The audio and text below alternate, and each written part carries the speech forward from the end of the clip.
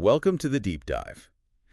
Today, we're diving into something you probably use every day, WhatsApp. Oh, yeah, for sure. On the surface, it's, a simple messaging app. Yep. It's free. It's everywhere. It just works. hmm But underneath that simplicity Yeah. is a fascinating and, let's be honest, sometimes unsettling story of how a free app can become a multi-billion-dollar business. It's a story that really highlights the power of the digital economy for sure and the often hidden costs of convenience. Right. You've probably used WhatsApp to make plans with friends or, Yeah. share photos with family, Yep. maybe even coordinate work projects. Uh-huh. But have you ever stopped to think about how they can afford to offer such a powerful service globally for free? That's a great question, and that's exactly what we're here to unpack today. Let's start at the beginning with the founders Brian Acton and Jan Koum. Okay. These guys were privacy advocates who, according to their own blog posts, absolutely hated ads. Really? Yeah, they were all about building a quality product and not about making a quick buck. Almost unheard of in today's app landscape, wouldn't you say? It was definitely a different era, for sure. Mhm. Most startups today are obsessed with revenue from day one, but Right. WhatsApp took a very different approach. Yeah. Instead of ads, they initially had this unusual, almost voluntary $1 annual fee. It's almost like they were running a lemonade stand where you could just take a cup and leave $1 if you felt like it. Right. Not exactly a sustainable business model, right? It might seem that way, but their focus wasn't on squeezing money from users. Okay. It was on growth, pure and simple. So attract users, Yep. impress investors, Uh-huh. and let the network effect do its magic. Exactly. The network effect. Yeah, so basically the idea that the more people use something, the more valuable it becomes for everyone. Oh, okay. I see. Like if only a handful of people use WhatsApp, it wouldn't be very useful. Right. But with billions on board, it becomes a must-have communication tool. Precisely. And that's exactly what happened. They built this massive user base, attracting investors who were betting on the app's potential, not its immediate profits. So you might be wondering how an app that charged $1 a year, if at all, could be worth so much. Yeah, that's the power of the network effect. Wow. Every new user made WhatsApp more essential for communication, turning it into a must-have, even without flashy features or profits. Which brings us to that pivotal moment in 2014, the $19 billion acquisition by Facebook. Oh, wow. Talk about a plot twist. Mm-hmm. Here you have this idealistic, privacy-focused app Right. being swallowed up by a company known for its, shall we say, less than stellar track record on data privacy. Yeah. What were they thinking? Well, from Facebook's perspective, it was a strategic masterstroke. They Yeah. were already a data giant, but acquiring WhatsApp gave them access to an even larger user base, their contacts, their behavioral data. I see. Imagine the possibilities for targeted advertising. They Yeah. essentially bought a goldmine of user information. This raises an important question. Was this acquisition about more than just connecting people? And what about the founders? Were they okay with this sudden shift in direction? It's clear that there was tension from the start. Oh, really? Both Acton and Koum eventually left Facebook with Acton, even urging people to delete Facebook altogether. He didn't just talk the talk, though. He put his money where his mouth was and founded a rival privacy-focused messaging app called Signal. Oh, wow. Clearly, something didn't sit right with him about the direction Facebook was taking WhatsApp. It seems like it. It's like the founders could see the writing on the wall. Uh-huh. They built WhatsApp on this promise of privacy, Yeah. but Facebook had other plans. Acton's departure speaks volumes. Yeah. He walked away from a fortune, reportedly $850 million in unvested stock options, because he couldn't stomach Facebook's plans for WhatsApp. Wow. It wasn't long after they left that those data sharing scandals hit, confirming many users' fears about Facebook's intentions. And those scandals were pretty major. The EU even slapped Facebook with a hefty fine for misleading claims about data integration between WhatsApp and Facebook. The EU didn't slap Facebook with a fine for nothing. They were misleading users about how deeply WhatsApp data was being integrated into their systems. Right. It was a move that cost them a hefty sum and damaged user trust. So, not exactly the independent operation that was promised during the acquisition, huh? Seems that way. It all started to feel like a bait and switch. Yeah. Build a user base on the promise of privacy and then slowly integrate it into a data-hungry ecosystem. That's a pretty cynical take, Yeah. but it's hard to ignore the timeline of events. And remember that massive user backlash over the 2021 privacy policy update? Oh, yeah. People were furious, even threatened to leave WhatsApp. Yeah. It felt like a turning point. It certainly highlighted the growing tension between Facebook's business model, which thrives on data collection, Right. and the privacy expectations of WhatsApp users. Okay, so data sharing is clearly part of the picture. But Facebook isn't relying solely on that. Right. They've got their eyes on a more direct revenue stream, WhatsApp Business. Oh, interesting. Think of it as, A way to turn those casual chats into cold, hard cash. exactly. But Facebook isn't just passively collecting data. Uh-huh. They're actively trying to make money directly from WhatsApp with WhatsApp Business. Mm-hmm. This platform lets companies pay to use WhatsApp for customer service marketing and even sales.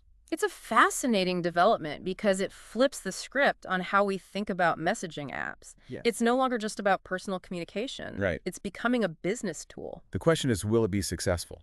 Well, several companies are using it, but it's still early days. Okay. The challenge for Facebook will be to convince businesses that WhatsApp is a valuable platform for reaching customers Yeah. without alienating users who are already wary of data sharing and advertising. So it's a balancing act. But while they're figuring that out, they're still collecting tons of data from regular users, right? Which brings us back to that ethical dilemma. Is WhatsApp really free if we're the product? That's the question every user needs to ask themselves. What are you willing to trade for convenience? Because there are alternatives out there like Signal and Telegram Oh, right. that position themselves as more privacy-focused options. Signal. Isn't that the app founded by Brian Acton, the WhatsApp co-founder who walked away from that Facebook fortune? Exactly. It almost feels like a David versus Goliath situation. Yeah, Acton's involvement definitely lends credibility to Signal's privacy claims. for sure. They're a nonprofit organization. Right. So there's less pressure to compromise on user data for the sake of profits. But let's be realistic. Right. Can a small nonprofit really compete with the reach and resources of a tech giant like Facebook? It's a tough battle. Remember the network effect we talked about? Most people use WhatsApp because everyone else is on WhatsApp. Breaking that hold is a huge challenge, even for a well-intentioned app like Signal. So we're back to that trade-off, Yeah. convenience versus privacy. It's a tough one. But let's dig a little deeper into the data sharing aspect, because this is where things get really interesting and, to be honest, a little unsettling. Absolutely. Remember those early reassurances from Mark Zuckerberg when Facebook acquired WhatsApp? Yeah, no data sharing. He said WhatsApp will operate independently. Whoa! Yeah, those promises seem to have vanished faster than a free appetizer at a tech conference. What happened? What we've seen is a gradual but persistent integration of WhatsApp into the Facebook ecosystem. Okay. It started subtly, Uh-huh. but it's become more overt over time. Okay, walk us through it. What kind of data are we talking about? And how is Facebook using it? Think about all the information WhatsApp has access to. Yeah. Your phone number, your contacts list, your profile picture, your status updates the groups you join, Yeah. even your location data if you have that enabled. Okay. It's a gold mine of personal information. Whoa, that is a lot. But are they reading our messages? Like spying on our group chats about our weekend plans? Officially, no. Okay. WhatsApp messages are end-to-end encrypted, Right. meaning only the sender and recipient can read them. Okay. But that doesn't mean Facebook can't glean valuable insights from the metadata surrounding those messages. It's metadata. So it's not about the content of the messages themselves, Right. but who we're talking to, when, and where. You got it. That seemingly innocuous information is incredibly valuable for building a detailed profile of you. Your interests, your social connections, your habits, your movements. Okay. It's all there in the metadata. And that's where the targeted advertising comes in, right? Right. Show me ads for hiking boots because I'm in a hiking group chat. That's one application. But it goes much deeper than that. Really? They can use this data to tailor your Facebook newsfeed, recommend friends, suggest groups to join, even influence what you see on Instagram. Oh, wow. It's all about creating a more personalized experience, Right. which keeps you hooked on their platforms. I have to admit, it is kind of creepy when you think about it. Yeah. All this data collection happening in the background, shaping our online experience without us even realizing it. Uh-huh. No wonder there was such a backlash over that 2021 privacy policy update. That update was essentially Facebook saying, hey, we've been doing this for a while, but now we're just being more transparent about it. Oh, really? The problem is most users weren't ready for that level of honesty. I see. They tried to downplay it, but people were outraged. Wow. They even had to delay the rollout because of the negative reaction. Oh, wow. It was a public relations nightmare for them. But here's the thing. Yeah. They didn't actually change their data sharing practices. Right. They just came clean about what was already happening. It felt like a betrayal of trust. especially after those initial promises of independence. Exactly. And that's the challenge for WhatsApp going forward. How to rebuild that trust, especially as they explore new ways to monetize the platform. So it's not just about data sharing for targeted advertising anymore. They're actively looking for ways to make money directly from WhatsApp. That's right. And that's where WhatsApp Business comes into play. Okay, It's a platform where businesses can pay to interact with customers using WhatsApp. so think of it as like A way to turn those friendly, hey, how are you messages into a sales pitch. right. Well, not necessarily a sales pitch. Okay. It can be used for customer service, sending updates, providing support, even processing orders. Okay, so it's like a more personalized and interactive version of email marketing, except you're using a messaging app. That's one way to think about it. But it raises some interesting questions. Such as? Are people ready to start receiving marketing messages through WhatsApp? Yeah, Will it feel too intrusive? that's a good point. Yeah. I'm already bombarded with marketing emails, text messages, social media ads. Do I really need another channel for companies to reach me? That's the challenge for WhatsApp. They need to find a way to make WhatsApp Business appealing to businesses. Right. Without alienating users who are already sensitive about privacy and data sharing. It's a delicate balancing act. So what's the bottom line here? Are we all doomed to be data mined by Facebook? Is there any way to escape this data-hungry ecosystem? Not necessarily. Remember those alternatives we mentioned? Signal, Telegram. Right. They offer a different approach. Right, the David versus Goliath scenario. But let's be honest, most people aren't going to switch to a less popular app just because of privacy concerns. Yeah, it's true. It's the network effect all over again. Convenience often trumps privacy. Right. But that doesn't mean we're powerless. Okay. We can choose to be more mindful of the data we're sharing, adjust our privacy settings, and support companies that prioritize user privacy. So it's about being aware of the trade-offs we're making and finding a balance that works for us. Exactly. And that starts with education. Okay. The more we understand about how these platforms operate, the better equipped we are to make informed choices about our digital lives. Okay, so we've covered the data sharing of privacy concerns, the rise of alternatives, and Facebook's push to monetize WhatsApp directly. But what about the future? What's next for WhatsApp? That's the million-dollar question, isn't it? Where does WhatsApp go from here? Yeah. Will it become a full-blown advertising platform? Right. Or can it find a way to balance user privacy with its business goals? Let's fire up those crystal balls and see what the future might hold. Okay.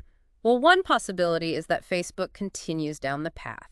It's on gradual integration with the Facebook ecosystem, subtle data sharing, Right. and a slow but steady push towards monetization through things like WhatsApp Business. So more of the same, but with a fresh coat of paint. Essentially, they'll need to be careful not to alienate users with too much advertising or, too many changes. Yeah. But they also need to show investors that they can turn WhatsApp into a profitable asset. It's a delicate balancing act. I can already picture it. Personalized shopping recommendations popping up in my group chats based on our conversations. Like, hey guys, talking about that hiking trip, check out these amazing deals on hiking boots. I wouldn't be surprised. And it would probably be incredibly effective. Yeah. Targeted advertising on steroids fueled by the vast amount of data they're collecting. Okay, that's a little unsettling. But what if there's still hope for a more privacy-conscious future? Absolutely. But it depends on a lot of factors. Like what? How savvy users become about data privacy, how effectively competitors like Signal and Telegram can challenge WhatsApp, and how regulators around the world respond to these evolving data sharing practices. They're like a three-way tug of war. Yeah. Facebook pulling in one direction, competitors pulling in another, and us, the users, caught in the middle. But we're not just passive bystanders, are we? Not at all. We have more power than we realize. We vote with our downloads, our usage, and our voices. Okay. We can demand more transparency from these companies, more control over our data, and more ethical practices. So what's your prediction? 5 years from now, what will the messaging landscape look like? Will WhatsApp still be king of the hill? It's hard to say for certain, but I suspect we'll see a more diverse landscape. Okay. WhatsApp might still be the dominant player, Yeah. but with a greater awareness of privacy concerns and a more cautious approach to monetization. Alternatives like Signal and Telegram will likely continue to grow, offering users more choices and pushing the industry towards greater transparency and user control. So a more balanced ecosystem, a world where convenience and privacy can coexist. Like the sound of that. It's a future worth striving for, and who knows, maybe WhatsApp with its massive reach and resources could even become a force for good in the data privacy landscape. Now, that's an optimistic thought. So for our listener who's been with us on this deep dive into the world of WhatsApp, what's the key takeaway? What should they be thinking about the next time they open that little green app? The key takeaway is awareness. Understand that free doesn't always mean free. There's often a hidden cost, and in this case, that cost can be your data. Right. Think about the trade-offs you're making when you use these services, explore your privacy settings, and consider supporting alternatives that align with your values. Great advice. It all comes down to making informed choices. The more we understand about how these platforms operate, the better equipped we are to navigate the digital world and protect our privacy. Exactly. And remember, this isn't just about WhatsApp. Right. It's about every app, every website, every device that collects your data. The choices we make today will shape the future of the digital landscape. Well said. And on that note, we'll leave our listener with one final thought to ponder. The next time you open a free app, ask yourself, what am I really paying for? And is it a price I'm willing to keep paying? Until next time. That's the million-dollar question, isn't it? Where does WhatsApp go from here? Well, yeah, it's tough to say. Will it become like a full-blown advertising platform? Yeah. Or can they find a way to balance user privacy with its business goals? Well, one possibility is that Facebook continues down the path it's on. Okay. Gradual integration with the Facebook ecosystem, Yeah. subtle data sharing, and a slow but steady push towards monetization through things like WhatsApp Business. So basically more of the same, but just with a fresh coat of paint. Essentially. Yeah. They'll need to be careful not to alienate users with too much advertising or too many changes, but they also need to show investors that they can turn WhatsApp into a profitable asset. Yeah. It's the delicate balancing act. I can already picture it. Personalized shopping recommendations popping up in my group chats based on our conversations. Uh-huh. Hey guys, talking about that hiking trip. Uh. Check out these amazing deals on hiking boots. I wouldn't be surprised. Yeah, and it'd probably be incredibly effective. Right? Targeted advertising on steroids, Yeah. fueled by the vast amount of data they're collecting. Okay, that's a little unsettling. Yeah. But what about those alternative messaging apps? Could Signal or Telegram actually pose a serious threat to WhatsApp's dominance? It's certainly possible. If users become increasingly concerned about privacy, they might start looking for alternatives. Right. Signal, with its strong focus on privacy and its connection to Brian Acton, could be well-positioned to capitalize on that shift. It's like that David versus Goliath battle. But maybe, just maybe, David has a slingshot powerful enough to make a difference. And let's not forget Telegram. Oh, yeah, right? Which has been gaining popularity rapidly, especially in regions where WhatsApp has faced regulatory challenges. They've got a large and growing user base, and they're constantly adding new features. So it's not a foregone conclusion that WhatsApp will just become another cog in the Facebook data machine. There's still hope for a more privacy-conscious future. Absolutely. But it depends on a lot of factors. Like what? How savvy users become about data privacy, how effectively competitors like Signal and Telegram can challenge WhatsApp, and how regulators around the world respond to these evolving data sharing practices. So it's like a three-way tug-of-war, Facebook pulling in one direction, competitors pulling in another, and us, the users, caught in the middle. But we're not just passive bystanders, are we? Not at all. We have more power than we realize. Yeah. We can, we vote with our downloads, our usage, and our voices. We can demand more transparency from these companies, more control over our data, and more ethical practices. So what's your prediction? 5 years from now, what will the messaging landscape look like? Will WhatsApp still be king of the hill? It's hard to say for certain, but I suspect we'll see a more diverse landscape. Okay. WhatsApp might still be the dominant player, but with a greater awareness of privacy concerns and a more cautious approach to monetization. Alternatives like Signal and Telegram will likely continue to grow, offering users more choices and pushing the industry towards greater transparency and user control. So a more balanced ecosystem. A world where convenience and privacy can coexist. I like the sound of that. Yeah, me too.